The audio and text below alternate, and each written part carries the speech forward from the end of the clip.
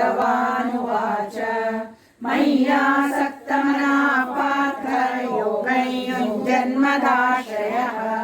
असंशयं समग्रं यथा ज्ञास्यसि तच्छृणु ज्ञानं तेऽहं सविज्ञानम् इदं वक्ष्याम्यशेषतः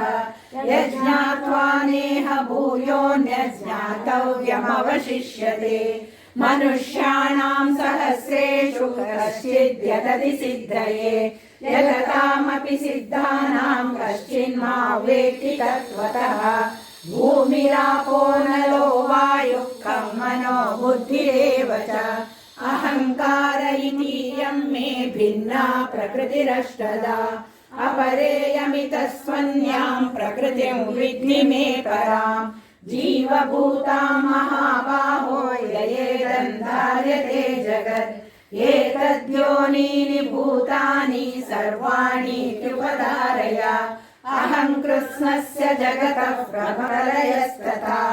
मत्तः परतरं नान्यत् किञ्चिदस्ति धनञ्जय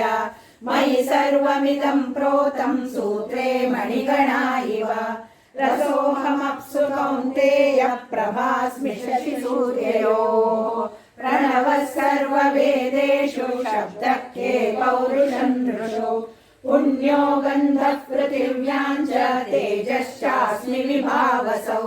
जीवनं सर्वभूतेषु तपास्मि तपस्विषु बीजं मां सर्वभूत सदा भवभयहारिणि तारिणि भवभयहारिणि तारिणि परमानन्दप्रदा जय भगवद्गीता।